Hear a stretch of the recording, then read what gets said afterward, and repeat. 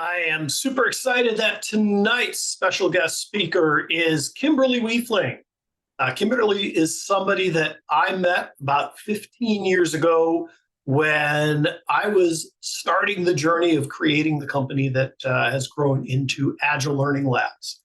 We met at a group called the Engineering Leadership Special Interest Group. Now it's known as the Silicon Valley Engineering Leadership Community. And after one of those events, Kimberly invited me to join the organizers as they went out to a little get together, a little after party, if you will. If I remember right, it was at Cafe Pro Bono in Palo Alto. And she was really generous with me, offering me lots of advice about how to get my practice started. It was really special. I really appreciated that a lot. Kimberly, back in 2007, published one of the best-selling little books on project management. It's called Scrappy Project Management. And if you haven't read it, definitely recommend it. Kimberly's a physicist by education, and she started her career working a decade at Hewlett-Packard in their product development, project management, and engineering leadership areas. She spent about 4 years in the wild and wacky world of Silicon Valley startups, including some time at a Xerox Parc spinoff, where she was the VP of Program Management. 2001, she rose from the ashes of the dot-com bust and launched her consulting practice and has never looked back. The pandemic forced her to virtualize all of her businesses, including keynote speaking, workshops, coaching, consulting, and facilitating strategic planning and project management working sessions. And based on that, she is going to be sharing with us this evening her insights around how do you create virtual teams that rock. Thank you, Kimberly. I am so glad that you are with us tonight. Hope you all have one of these. So let's expand our minds about what's possible for virtual teams. And thanks for the great intro, Chris. I'm going to do a little icebreaker with you all. It's an invitation. It's never a command. You're invited to do with me. It's called watermelon Tai Chi. All right, we're going to stand up and do watermelon Tai Chi together. All right, everybody make a big watermelon. Cut it in half to you, and half to you. One more. A huge watermelon, cut in half to you, and half to you. Now, let me introduce, and I will throw this koosh ball to my partner in crime, Yvonne Burton, who's in Osaka, Japan right now. Yvonne. Ooh, I caught it. Hello, everyone. Introduce yourself and give us a little warm up. All right, I'm going to share my screen for a moment so you can see a little bit about me. Okay, so I am Yvonne Burton, and I was born on the island of Jamaica, grew up in New York on Long Island, another island, went to school upstate New York, spent some of my formative years in Japan, in Osaka, Japan, started out as an exchange student, came back to the States, worked in different companies in technology, know all about Agile. I was a business analyst for the software development lifecycle for many, many years. And right before the pandemic, I took all of that experience and Japanese background and created my company, Burton Consulting International, where I do technology consulting, virtual tools expertise, communications, again, for the Japanese market in specifically, and of course, companies working with Japan. So that's a little bit about me. I work globally, virtually, and at the moment I am in Osaka visiting. Yeah, we work together a lot. So go ahead, warm us up some more. Give us another physical exercise we can do together. Okay, everyone, we're going to do what we call YWLT stretch. So follow me. Why are we here? Why are we here? We are here to learn how to make virtual teams rock. Okay, W. Who are we? We are Silicon Valley Alliances. My partner in crime, Yvonne, and me. We have another dozen maniacs all over the world been Totally rocking the virtual world when we had to. Okay, and L. L stands for Leadership. Number one learning cause of leadership. failure in teams is the lack of leadership. It's not rocket science, but it's what my engineering friends call touchy-feely crap. Ooh, and T. What does T stand for? Teamwork. Everybody? Teamwork makes the Teamwork dream makes the dream work. work. Yes. All right. So Y again. Y. Why? W. W. L. Oh. T. All right. Thanks, everyone. Back to you, Kimberly. Here comes the Okay. foosball across the ocean. Okay. Oh, I caught it. Thank you. So we encourage you to get started with something physical. You don't have to just sit there, get up, do some dance moves. One of our colleagues actually does Zoom. He does Zoom bombing in a good way. He'll show up in a lab coat with a dance mirror ball behind his head, and he'll be like playing music and say, I got a message that we have a Zoom emergency and I'm doing a Zoom intervention. And then he'll start busting into dance and everybody's dancing within a few minutes. So we are the least weird of everything we've seen. So what I'd like for you all to do, just go ahead and rename yourself. Make sure you have a name that tells something about yourself, like where you are or who you are. Just go ahead and rename yourself with something. I put down, for example, Silicon Valley Alliances, Kimberly Wiefling in Redwood City, California. All right, and then we got something else we'll do a little differently here. We're gonna go to the dark side. Ooh, I love the dark side. They have cookies. So this is Virtual Teams That Rock. And let's do something that every team needs. Working together agreements. And let us start from the dark side. Let me just start from the dark side here. So we're going to use annotate. And we're going to say, how are we going to make this time together a complete waste of time? What could we personally do to make sure that this is a complete waste of time? So annotate. Don't worry if you type over someone else's, because Yvonne will, I will fix it for you. Okay, and John, if you do not have the annotate option, please put it in the chat and I'll be happy to post it on the board for you. But you might not be seeing it because if you see a ... then click the ... and it might be there. Or maybe your version is different, okay?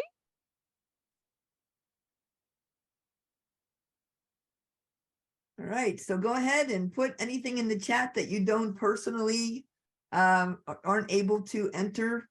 And Yvonne is a master at making the Zoom work beautifully. Believing waterfall is better. Yeah, I was alive when they were still doing waterfall. Oh, dear Lord. Taking a nap.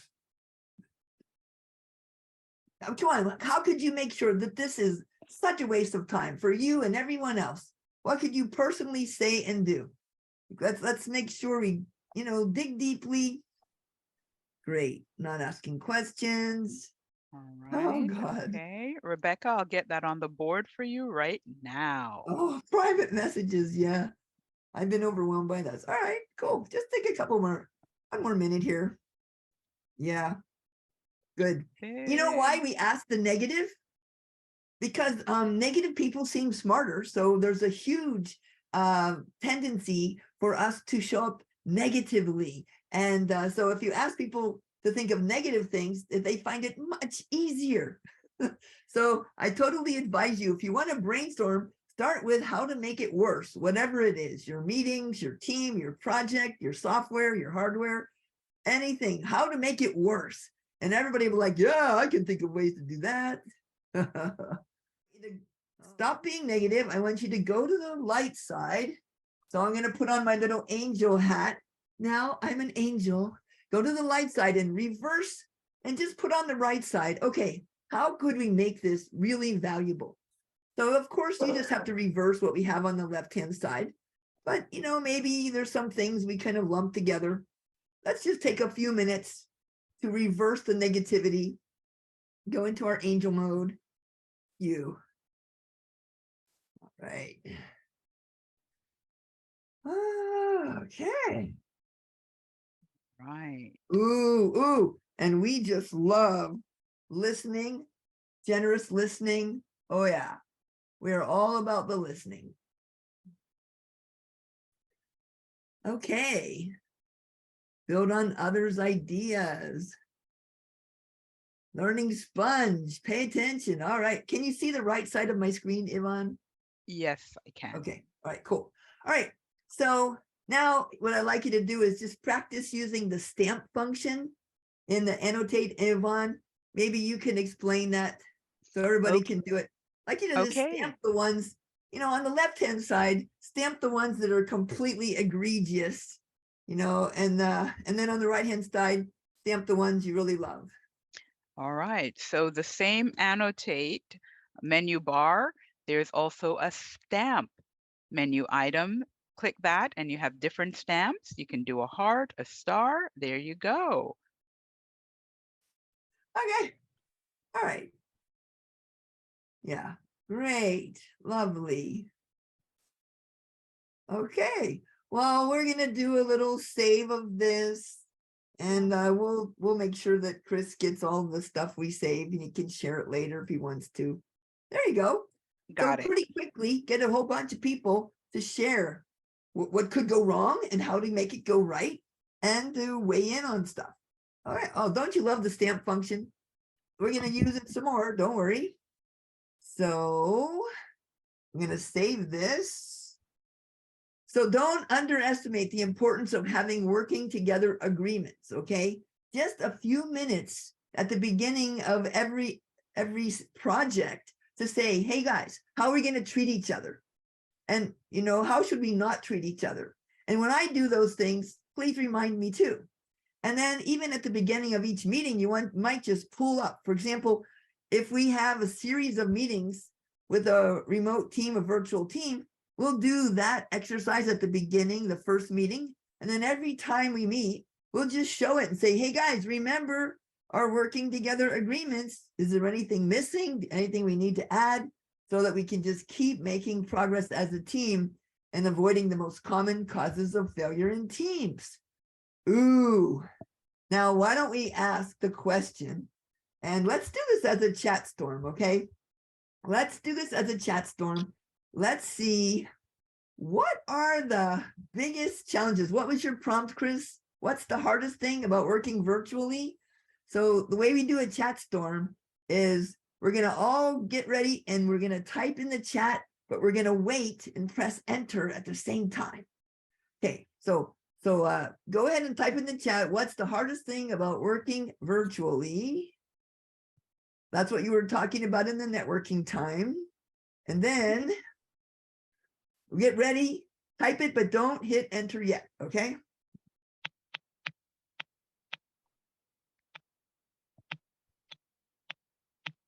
Because this is going to give everybody a chance.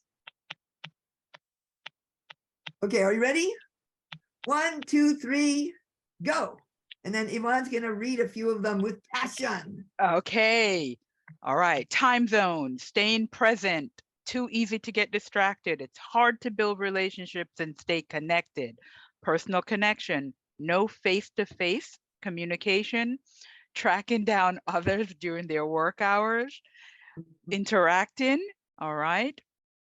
Much more effort to build relationships, lack of spontaneity, staying present. Okay, let's see what else we have. Collaboration, not multitasking, missing that energetic body cues that you get from people. People just being faces and not their full selves. Okay. Good. Yeah, and Not that's partly why we like to include some stretching, some movement, and even some dancing once in a while, so you can see more. Plus, it's really important to show more expression.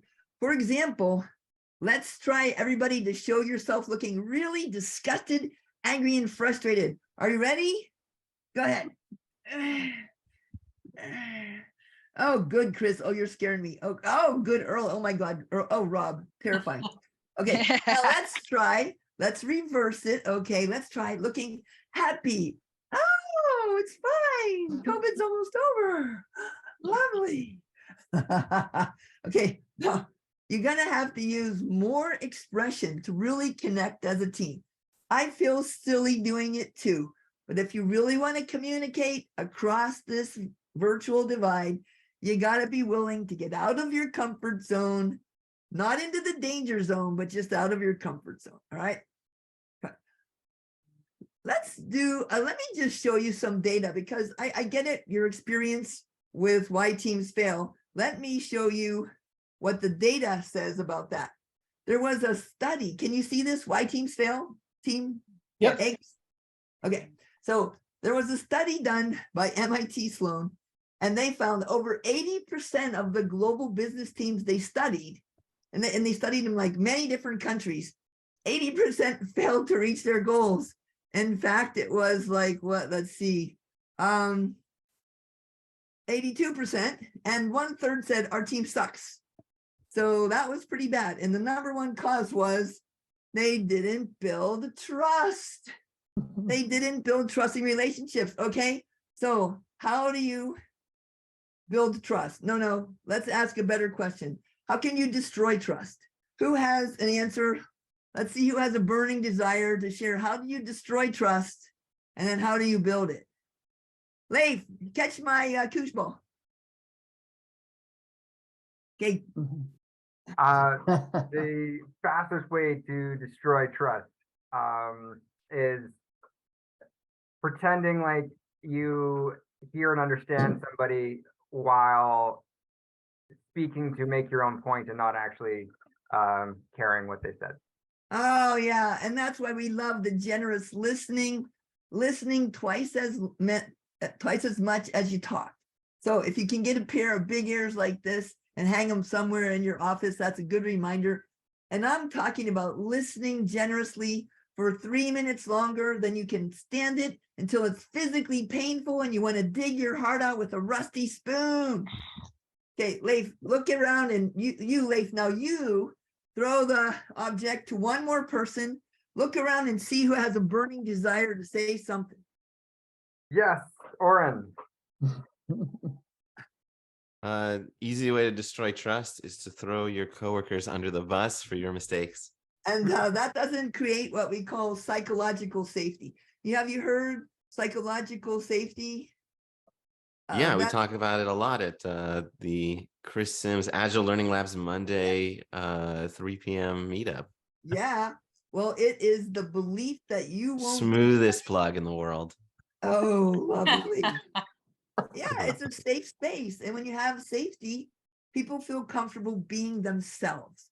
And this whole stuff about, keep your personal and professional lives separate. Guess what, people? COVID proved that's not really effective. I have been doing business mostly with Japanese companies for the last 16 years. One of the Japanese guys was doing his meetings from his home. I would have never seen his home. And his little kids are running in the background. So I'm showing them my chicken and my dinosaurs, and we're getting to know their kids, So it was such an opportunity to build that safe space so that it's like, hey, it's fine if your kids run through, it's going to be part of what we do. Now, one of the other ways you can really increase trust is a life journey line. I'm going to show you this exercise, and then we're going to give you a chance to do it in breakout rooms of like maybe 3 people. If you end up being by yourself, we will save you, don't worry. So let me share what the exercise is. Let me just share this. Okay. So psychological safety, we're going to do life journey line because one of the biggest ways to build trust is to get to know each other and see what we can share about ourselves beyond what's on our LinkedIn profile.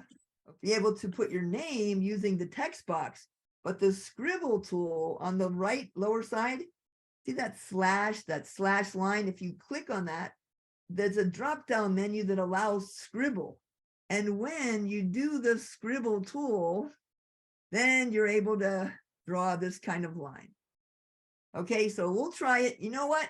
If you can't figure that out, guess what? Get a piece of paper and a pencil and draw it the hard way, the old-fashioned way, no problem. So here's what we're going to do. We're going to, there's going to be this file that I gave you. You're going to go into breakout rooms. And then if you're in breakout room 1, you go into one of these pages. It's in breakout room 1. If you're in breakout room 2, you find breakout room 2 and you go to one of those pages. And first thing you do is you draw your life journey line, and then you tell your story to your partners. Don't overthink it. Don't take too much time on it. Just a real quick scribble and then a conversation. So it should probably, take like 1 minute to draw your life journey line, and then maybe 2 minutes each to share it. Okay. So if you have any problems, which of course we always do, you just come back and we fix it. But you're going to go find your breakout room on the document, draw your life journey line, put your name on there, and then share with your buddies a little glimpse into your journey. Okay, so how was that? All right. Good, Yvonne. Do you want me to read out a few? Yeah, Okay. yeah, sure. I feel like I needed more practice scribbling on the whiteboard. No worries, Margie.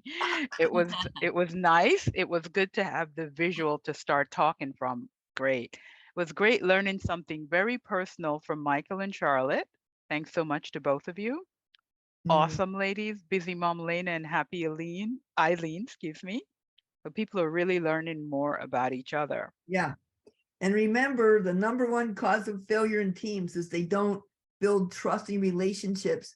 And one of the best ways to build trust is to get to know each other as human beings.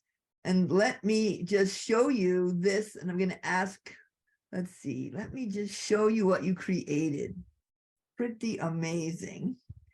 Let's see here. This is what you created. Now, look at these lines. Can you see the lines, the life journey lines? What do you notice? They're not straight. They're not straight. Thank you, Rob. And what else? Lots of peaks and valleys. Did you think you were the only one who had a difficult life with ups and downs?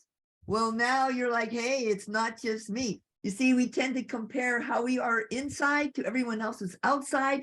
And then we feel like imposter syndrome and we have low self-esteem. Hey, everybody has had a rocky road. What else do you notice about most of these lines? Trending upwards. Trending upward. And Mr. Scotland, that is called positivity bias, otherwise known as hope. All over the world, we've done this exercise with people from 50 different countries, and all over the world, they have ups and downs, but they also have hope that somehow their lives are getting better.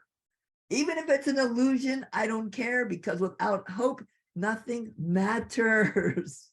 So just love to hear from you. Any thoughts about how you might use this in your teams to bring people closer together and to have a more effective virtual team? Any ideas? Put it in the chat. And if you want to say something, go like this. Pick me, pick me. Okay, Scotland guy, let's go. How do you handle teams that are spread over the world and the cultural differences around that? How do you find it? I guess from your experience with Japan and American places. Oh, that is a great question. So there's something called the island model of culture. And I would like to show that to you. This is something I was introduced to the iceberg model, but I decided to create the island model because what I have found is all over the world, people are like islands, like the Hawaiian Islands. If you fly over the Hawaiian Islands, it looks like they're all separate islands. If you go underwater, they still look separate, but you go deep enough, guess what? They're all connected. And while the things above the surface of culture can look very different, the music, the food, the law, the language, the practices, if you dig deep down to the bottom, to the common ground of human beingness, there's where you find what we all share. We all need to feel that we're safe. We all care about our families. We need appreciation. We all have some fear of failure.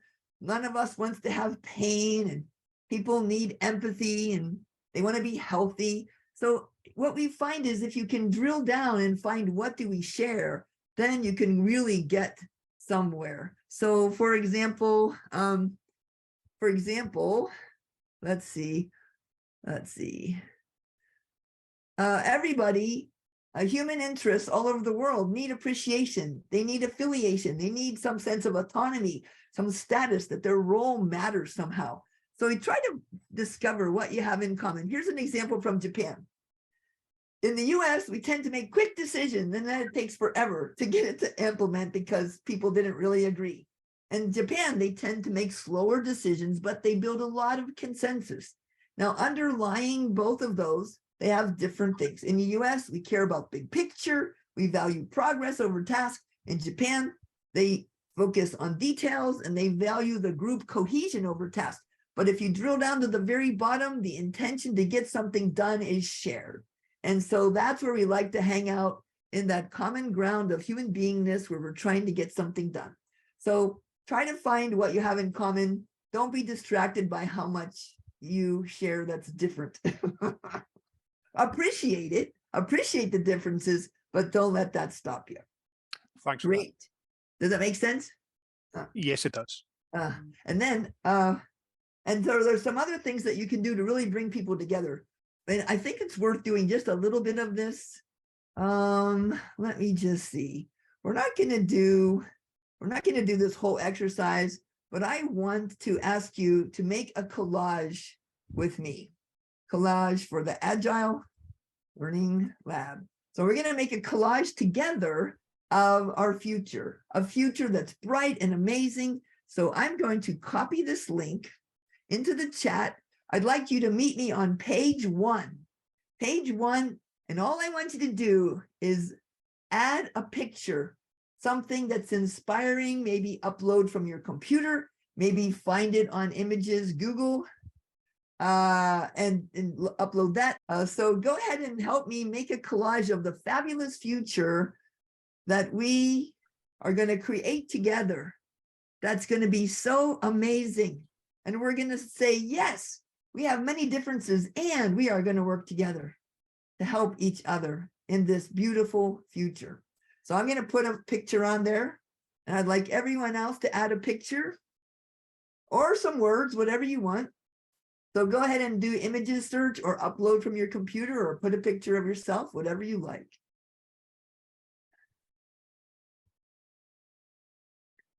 Because sometimes working with images is a lot better than anything else we could do. That's very true. And that goes back to a comment that Earl said earlier that I didn't read out. I like that we started silently creating a visual that served as a starting point for conversation. So yes, a visual is very important. That's right.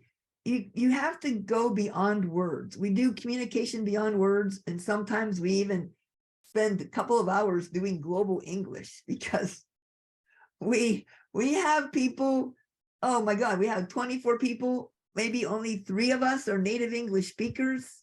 So we all have to learn to talk like this. I don't talk like this at home. I'm doing it so you can easily understand me. Thank you. Woo! I feel stupid doing that, but that's what it takes. Oh, look at Chris juggling. Thank you, Chris. Yes. Rubber chickens just for you. Thank you. Oh my goodness, you were really juggling rubber chickens. That's fantastic. Yeah, there you go. And so we just make this collage of the fabulous future together.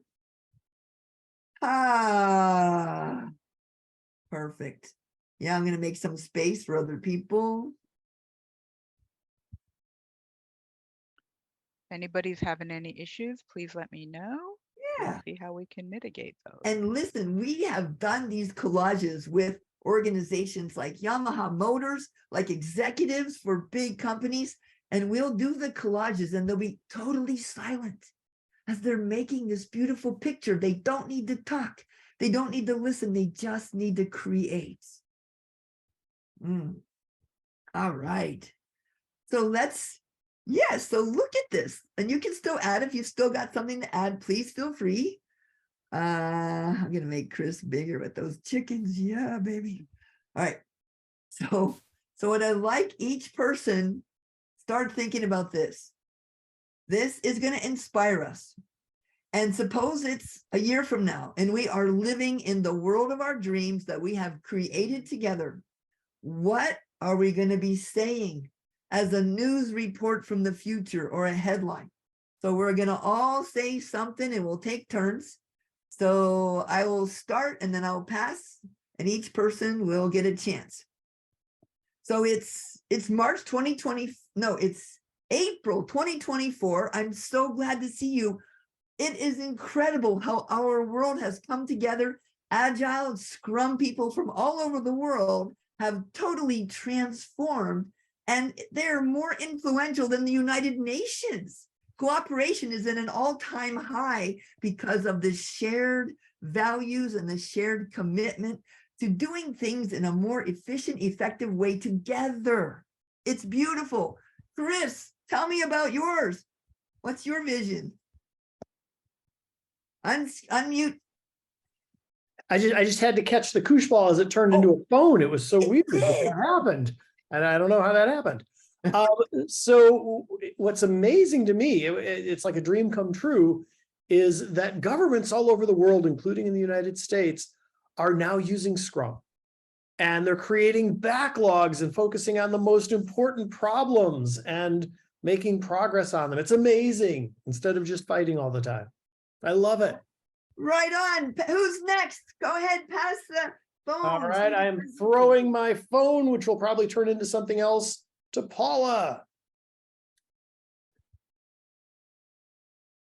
What'd you catch, Paula? I caught this amazing paperweight from Germany. Beautiful. And so my headline is that, taking off from Chris, is that not only are these governments like working on the most important problems, but they have a diverse set of team members that are equally, and there's equity, and everybody's voice is valued, and they are really listening and working together. Woo! Great. I love it. I want to live in that world. Who's next, Paula? All right, I'll pass it to Betty. Oh, let me get something. Okay. What'd you catch, Betty? I caught a baseball. Oh, well done. Yeah. So, yeah, we live in a tremendous place and a year from now, and Agile Learning Labs is doing something we've talked about for years. We're doing destination workshops, and I actually pasted the beach that we're going to be on. And nobody's there because everybody's in the ocean doing some sprint planning, and we're working on our simulation. Beautiful. So, where's Oren? Yo, Chris, How's you that guys. for a smooth plug, Oren? Yeah. I'm Yo, Chris, are passing you it to hiring? Yeah, it's going your way. Sounds like we need a travel agent. Oh, I wow. was gonna say, Chris, if there's beach events tonight, I'm down for whatever's open at Agile Learning Labs. I caught this controller. No one can see because my virtual background. There we go. This Xbox controller. My quote, I thought that this was just a fun little quote that I do really like. It is, I posted that if you think you are too small to be effective, you've never been in the dark with a mosquito. Posted this for two reasons. Number one, I have been in the dark with a mosquito once. I was living in a rural community and they set me up in a tiny shack for one night, and there was a mosquito in it and it was driving me nuts the whole night. So it's a totally true thing, but I do love it because it's inspirational. Because like you go out and you'll see people and they maybe just like they're doing some either really terrible things or really great things, but in either case it's at least somewhat inspiring because they are just one person at the end of the day. And the difference is that they've either gotten lucky, they've more importantly they've learned to apply their skill or their talent or what they're good at into creating and creating some change. So if you ever think you're small, like, hey, that person who's either who's like you know, in office, whether you love them or hate them, they're just one person, and All you right. can be that person too. Okay, and now I'm gonna chuck it to Leaf. Yeah, so in the future, here we are, a year from now, we're wildly successful. The whole planet is transformed. Leif, tell us It's what's incredible. happening. Did you see the headlines? There is No. an epidemic of curiosity that Ooh. is across the globe. It's everywhere in families, in businesses, and in government. People are doing this weird thing where they're actually listening to another idea, and then because they understand each other, there's new ideas that are emerging. So we're solving problems bigger than we ever knew because people keep getting affected by this curiosity bug, and we don't even know what to do with it. We're no longer fighting over whose solution is right anymore. It's Ooh, really, really big. an epidemic of curiosity. I Here- love it. Thank There's you, big Leif. headlines to be made. Who else has a headline? Pass, you choose the next person. Throw into Margie. RG. Margie. Okay, I caught an Easter egg. Oh, be careful, it won't break. So let's see, for a year from now, a year from today, I would say that the trees are growing even bigger. I learned that in Portland, Oregon, moving up here from the Bay Area, that yes, you can keep growing the trees bigger than where you started from. So you can grow your dreams and your ideas even bigger than where you were before. You And never just- know, right? Thank you, What- Margie. And just a Right. little hint here, when we talk about the future, we talk about it as if it's happening. Present tense, because our brains cannot tell the difference between a vividly imagined future and something that's really happening. And when you do that, something interesting happens in your brain. I'll show you what it is. All right, everybody stand up. And then I want you to turn around and look around your room. All turn around the whole 360, look around your room. Okay, now look back at me. How many things did you see that were yellow? Okay, now get up and look for yellow things and count them. Look for yellow things.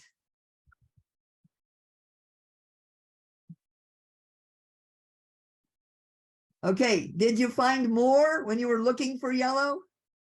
Yes. So many Yes. more. So this is how our brains work. We talk about the future, not because we're hallucinating. We talk about the future because our vivid imagination and beliefs about the future will change what we see. Our brain is taking in 10 million bits of information every second. Most of them we ignore. Only about a dozen or a couple dozen are raised to conscious awareness. But if we together co-create this vision of the future, now our brain is going to be looking for it. And when you see something that's aligned with it, your brain will say, hey, Margie, pay attention, because this is the dream that you had. This is the big hallucination that you had, and it's right here in front of you. So it's like we are fish blind to water, and suddenly we can see water because we have created a future together. So let's get a few more headlines, and then we'll wrap up this piece and we'll go on to the next. Margie, who's next to share the fabulous future as if it's already happening? I'm gonna toss it to Rebecca. Rebecca! Oh man. Lovely to see you again, Rebecca. It's been a year. Oh my gosh, you look so good. Oh, I've got a great little jumping lab. Wow. And you know, I'm having the most amazing amount of trouble getting into specifics, but I cannot. It's not just literal. Things are just looking really bright. Right, things are looking bright. And you know, and this is partly the challenge is we are almost never asked to dream. And if you say something, the first thing someone asks you is, how are you going to do that? And if the first question is how, then we'll never be allowed to dream. So don't ask how, just say yes. Cool, tell me more. Here's a phrase. Everybody want you to learn this phrase. Interesting, tell me more. 4 magic words. Let's try it together. Interesting. Tell me more. Yes, use that phrase and you're going to have a completely different relationship with your colleagues. Yeah, with your family, your children, your relationships. All right, so Rebecca, look around and see if anyone else wants to share, wants to catch your glowing lamp. There's Aussie Girl, and there's Eileen and Rob. Yeah, When you're let's not pass it choosing over a to marriage partner. Aussie Girl. Pass it your way. Aussie Girl, come on. What are you gonna catch there? I'm gonna catch chalk paint because Let's see. chalk paint, so I can just paint a white future. So we made it through the pandemic, and all these lovely connections we made through Zoom, like with people all around the world, has just built this web of caring, wonderful people who are taking the best of what we learned through the pandemic and continuing to care about each other and keep each other alive and check in on each other and just create this really wonderful, warm world. Beautiful, thank you. And then why don't you pass to the next couple of people that we're still waiting on? Ooh. I'm gonna pass it to Danielle. Wow, I don't have my camera on. That's okay.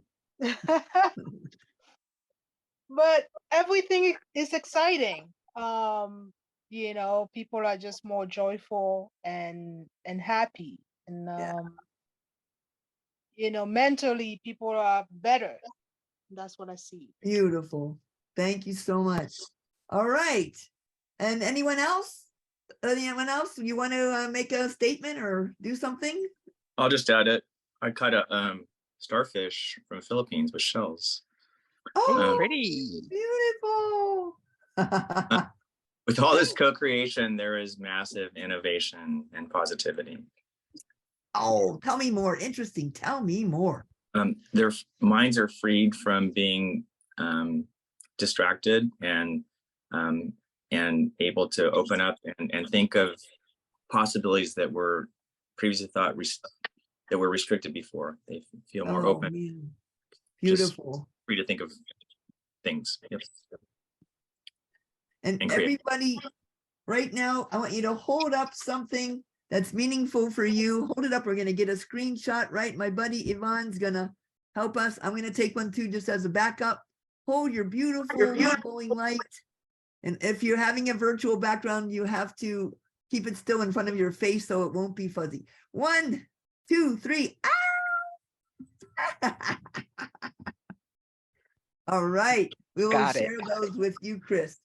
So just final comment is the #1 cause of failure in teams is we don't get to know each other and build real relationships and build trust, strengthen trust.